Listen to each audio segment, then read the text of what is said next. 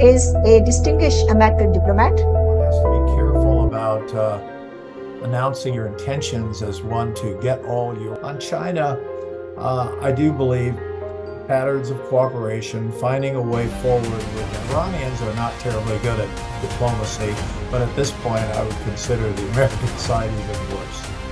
We know that they have a nuclear weapon. At the same time, Russia is, frankly speaking, given where Russia has come from, utterly barbaric treatment of their neighbor in Ukraine, and why Iran needed to become the sort of main messenger of this sort of anti-Israeli feeling.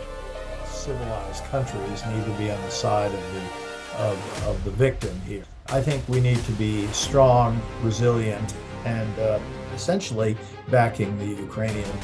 Young professionals interested in diplomacy, international relations, and global leadership. What advice would you like to give them? Well, first of all, I think people need to understand it's never a sprint; it's always a marathon. Ocean is not a very helpful thing to have.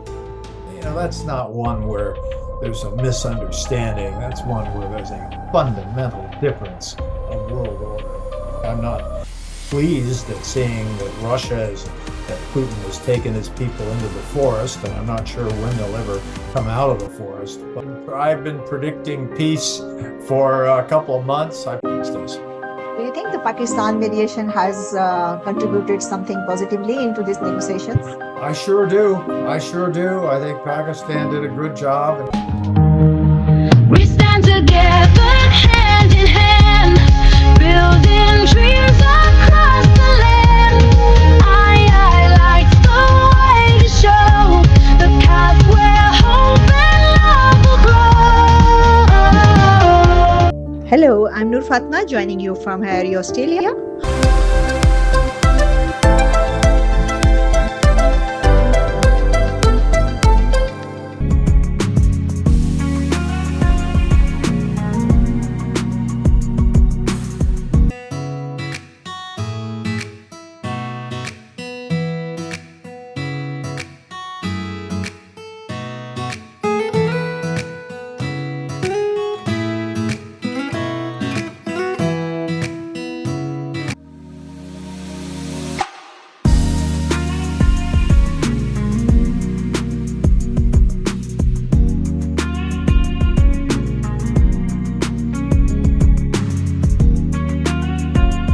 HYIERI Australia acknowledges the traditional custodian of the land on which we operate.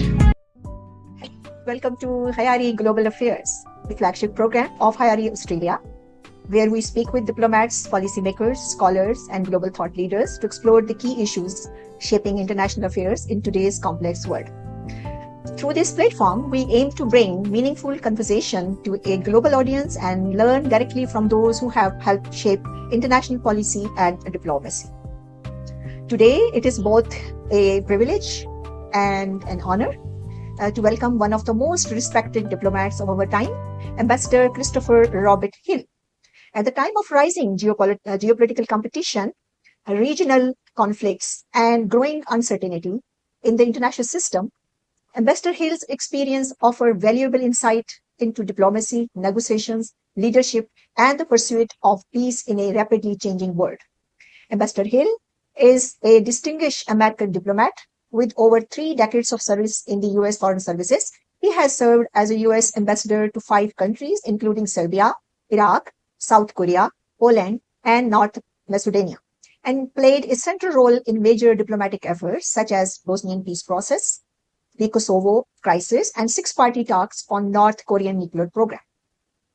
He also served as Assistant Secretary of State for East Asian and Pacific Affairs, overseeing U.S. policy in a critical global region. Beyond government service, he has held senior academic roles at institutions including Columbia University, the University of Denver, and presently he is associated with Fletcher School of Law and Diplomacy at Tufts University. Ambassador Hill, thank you very much for joining us today. It is a pleasure to have you on HYIERI Global Affairs. Thank you very much. Looking forward to it. It's our prayer. So let's start from the diplomacy. In a word, as you know, it is a rising conflict in the present world, what we are seeing now. When people look at the world today, they see wars, geopolitical tensions, and increasing polarization almost everywhere. You have been involved in negotiations during some very challenging periods in modern history. Ambassador, based on your experience, what separates for you as a successful diplomacy from diplomacy that simply doesn't work? And if I zoom it out little more, are there lessons from your own negotiations career that today's policymakers should remember? Well, I think diplomacy is like a lot of things in life. If you reach an agreement, it's because both sides have agreed by definition. And so I think one has to be careful about announcing your intentions as one to get all your demands without regard to the other side's interests as well. And you may succeed sometimes in getting your demands, but ultimately, if the other side is not satisfied, the agreement will not last. And I think to some extent that's what's happening in the contemporary world. There's such a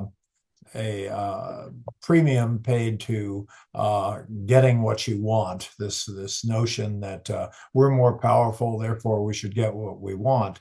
But that kind of approach really doesn't work very well in peace negotiations, where you have to do, at a minimum, as much listening as you do talking. You have to understand the other side. You have to meet with the other side. And then you have to figure out what would be a modus operandi, a modus vivendi going forward. And we don't seem to have any of that right now. And partly, I think it's because the Iranians are not terribly good at diplomacy. But at this point, I would consider the American side even worse. Thank you, Mr.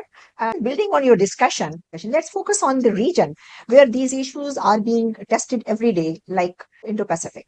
You have spent a significant part of your career focused on East Asia and the Korean Peninsula. And today, the Indo-Pacific has become the center of global strategic competition. I want to pick up from that and move on. When you look at the region now with growing US-China rivalry, tension over Taiwan, and concerns surrounding North Korea, what gives you the greatest cause for concern and what gives you the greatest reasons for the optimism? And let me take you to a bit further on this point. What kind of diplomacy is needed to ensure competition that doesn't turn into the confrontation? First of all, I think this is a long-term competition with China. This is not caused by a crisis. People, of course, talk about Taiwan and the proposition that if China were to invade Taiwan, you would have a serious problem in the world, which absolutely is true.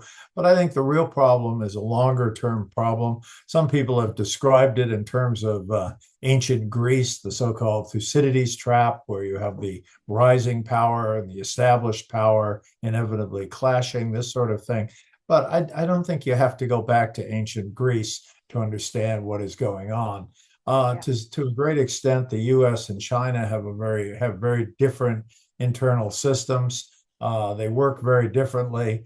I think both countries are very aggressive. I mean, if you're visiting China or visiting the U.S., you'll be amazed at the number of national flags that are up everywhere. Most countries aren't like that. I mean, there's some pride, of course, of your nation. You see that in the Olympics or whatever. But there's a lot of nationalism going on in China and in the U.S. And this represents, I think, something that we have to be aware of. And we have to have a better kind of pattern of cooperation. We need to find areas where we can agree on things, work on those areas, establish some baseline of trust so that we can work on things after that. I must say, throughout my negotiations with China that went on about 4 years, it was concerning North Korea. And I felt the good news there was that China really shared with us the proposition that North Korean nuclear weapons would be destabilizing and very disturbing in the region. We all had to do something about that. And that was certainly China's view as well. Unfortunately, that discussion about North Korea the focus got widened to the issues of whether China wants to work with us or whether we want to work with China. And I think we kind of lost the thread there.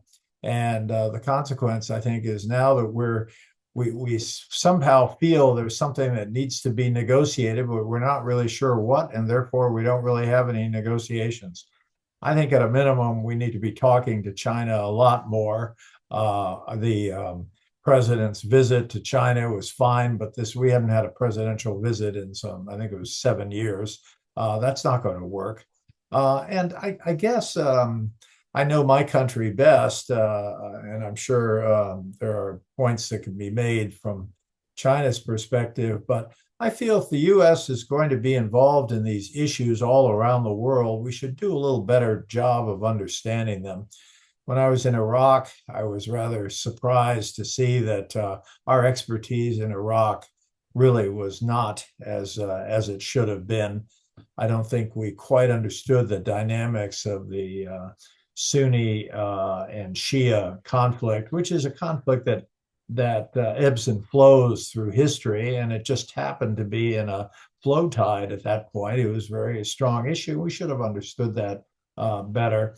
We should also understand that in countries where there's weak governance, and there was definitely weak governance in Iraq, do not be surprised when people revert to more sort of tribal loyalties. It's sort of a second line of defense for many people. We should have understood that better. I think not all people in the world are the same, but I think most people share the desire to live in peace and to provide something for their populace. And yet, I think there's too much of exploration of our differences and not enough of our similarities. And I think we could have done better there. So on China, I do believe patterns of cooperation, finding a way forward with them, look for issues where we can agree with them, whether it's climate change, although I'm not sure that's a good prospect right now, but some kind of issues where we can kind of work with China. Look, China's not going anywhere. We're not going anywhere. And I think ultimately, if we're going to be successful with China, it's going to be in not telling them how to change their behavior, but rather shaping the environment of their growth so that they see the value of doing some things that we do, but certainly things might be different, but they need to explain what they're trying to do. That is very interesting, actually, insight from you. Moving a bit further, Mr. Hill, while strategic competition often dominates headlines, diplomacy is ultimately about preventing and resolving conflict. This brings me to a broader question about negotiation and peace building in today's world. Looking at the ongoing conflict today from Ukraine to the Middle East and other regional flashpoints, what are the ingredients that makes peace negotiations successful? And from your experience, why do some peace agreements endure while others eventually break down? Yes, and that's a very important point you're making. I would, however, make the point that every difference, every problem is different. And so you have to be careful not to say, well, Venezuelan problem went away in 2 days, therefore the Iran problem will go away in 2 days. There's a world of difference between Venezuela and Iran. And I think to some extent, our administration took too strongly the idea that you have on one side the United States, you have on the other side a foreign policy, and all foreign policy issues are similar. They're not. So respect the differences, large and small, the problems you are having with a country, large and small, and try to examine them. I think sometimes there will be misunderstanding, in which case that's a fairly simple issue of trying to create some trust and show that the misunderstanding is just that, and you can get over that. Sometimes, however, they're just complete differences of opinion, and I would put Russia's, frankly speaking, given where Russia's come from, utterly barbaric treatment of their neighbor in Ukraine. And, that's not one where there's a misunderstanding. That's one where there's a fundamental difference of world order. And for that reason, I think all civilized countries need to be on the side of the victim here and not on the side of Russia. So Obviously, those situations call for different skill sets. I think you're right about diplomacy. The idea is to kind of create the circumstances for peace. You might want to include some economic elements because ultimately people are looking for a better standard of living, a better way of life, and to the extent a peace agreement will yield that, it's important, and so that ought to be examined. With respect to Russia, I think it's just a very, very sad story. I'm not pleased at seeing that that Putin has taken his people into the forest, and I'm not sure when they'll ever come out of the forest. But I think we need to be strong, resilient, and essentially backing the Ukrainians, who I think are an inspiration to the world and will be talked about for centuries to come. Thank you so much. You have shared that. Mr. Hill, I want to ask about an issue that remains at the center of regional and global security discussions presently. Recent tensions between Washington and Tehran have once again reminded the world how fragile stability in the Middle East can be. Despite fears of dialogue, deep mistrust continues to complicate diplomatic progress.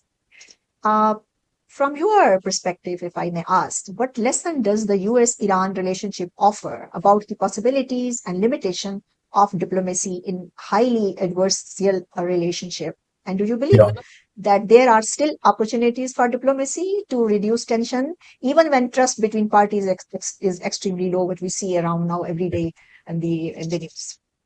Well, I mean, that's certainly the question of the day, and I think it's a complex question. First of all, I don't think we really understood the Iranians very well. Our embassy was closed in 1979. By the way, the Iranians took for your listeners who don't recall this, the Iranians took the personnel of the American mission there, blindfolded many of them for the next 400 days, conducted what I guess they thought was funny, that is to have mock executions of people. Some people were quite psychologically traumatized by this exercise. It was pretty hideous. Iran has never come close, really, to apologizing for its treatment of American diplomats. So when the Iranians sanctimoniously talk about diplomacy, I must say, as someone who is friends of some of those people, I've been around long enough to remember those people, to know some of them today. I think Iran owes a much greater apology, not only to us, but to the rest of the diplomatic world for what they did to diplomats. I've never seen that elsewhere. I mean, even the North Koreans have been better behaved toward diplomats. So that's one point. I think the Iranians, and I could be a minority in this, but I will give you my view anyway.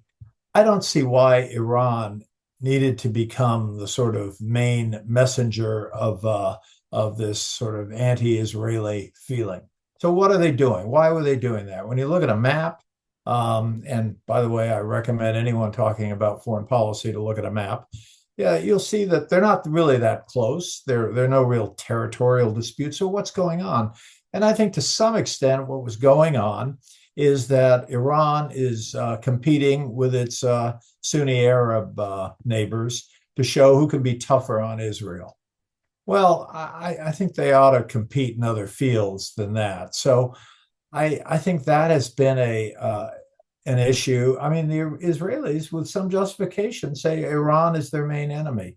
And Iran should not have let that happen, because I don't think there's any real reason for it, apart from trying to showcase that they have interests that no one else seems to have. For example, the Shia community, namely Hezbollah in Lebanon. So I think there are a lot of problems with how Iran has managed things. We know that they have a nuclear weapon. At the same time, the Ayatollah issued a fatwa saying they're not interested in nuclear weapons. And yet they have a weapons program, and we know that.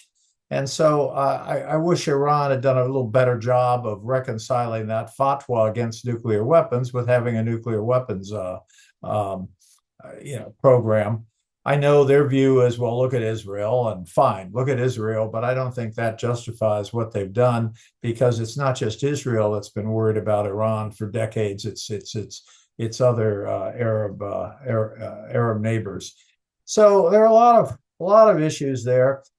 I really do not share the view that there was some kind of imminent threat from Iran. I think it was more likely that our president likes to have two-day wars and thought he had one available there, and that it would have been a conflict that he could have concluded on his terms without, in a way that no other past president since Jimmy Carter has been able to do so.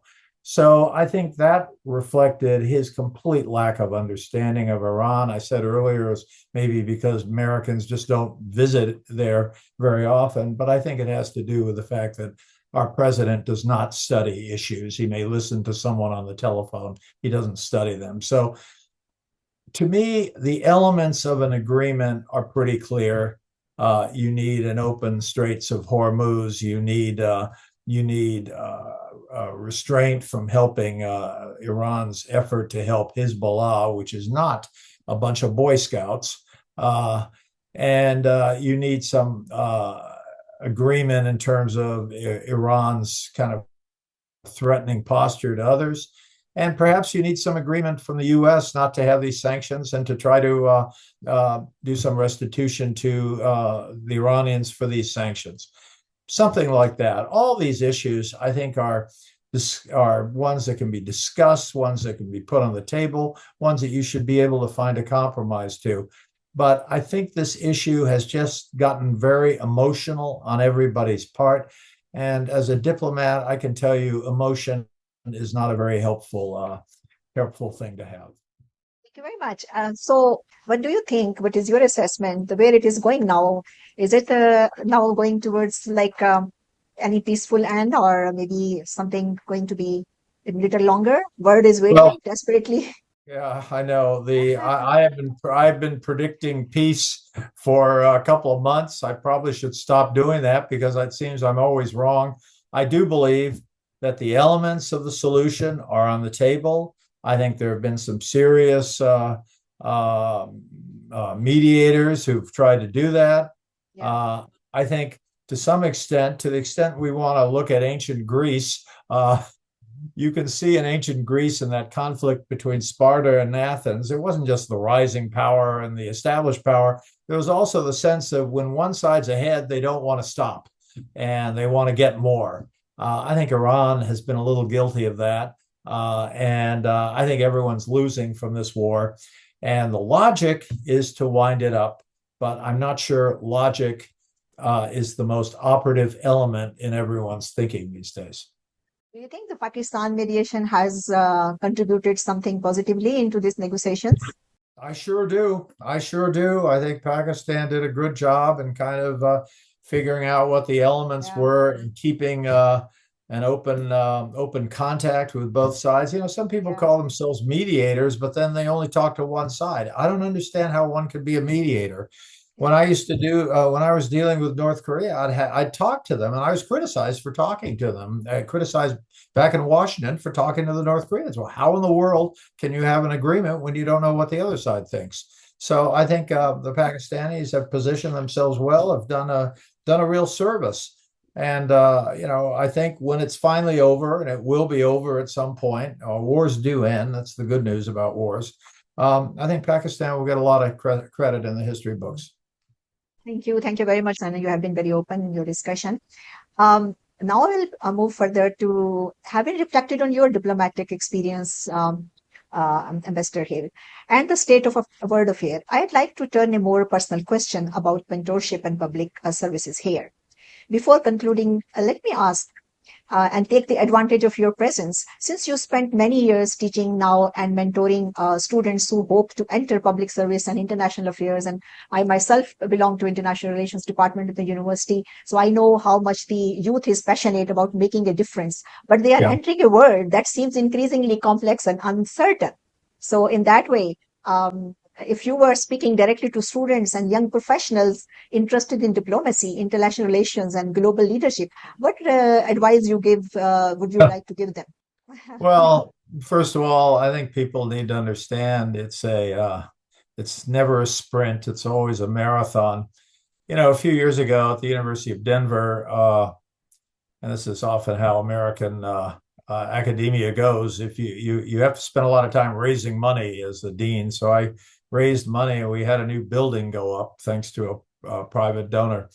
And when the building was up, he turned to me and he said, "I would like you to give me 2 sentences, and we'll etch it in stone on the building." And I thought over the weekend, what in the world do I want to say that's etched in stone? Because everything I have said, for example, about Iran, it's been hard to prove that it's happening.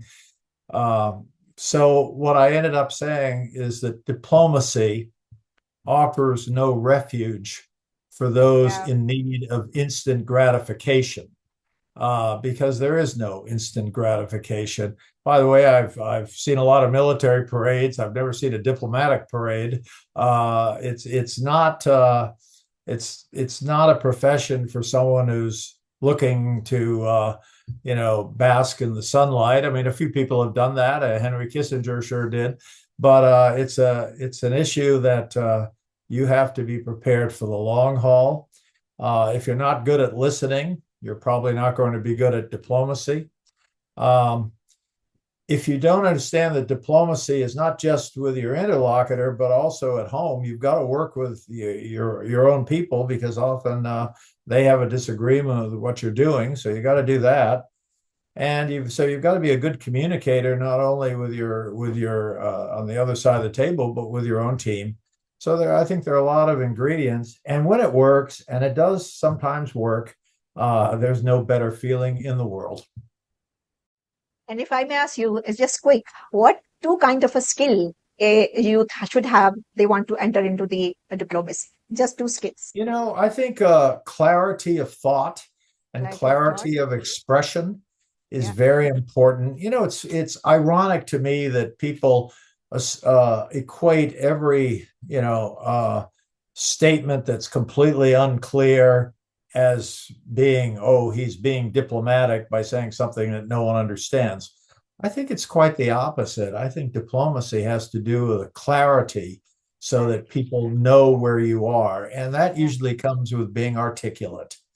But it also comes not just clarity, but diplomacy generally.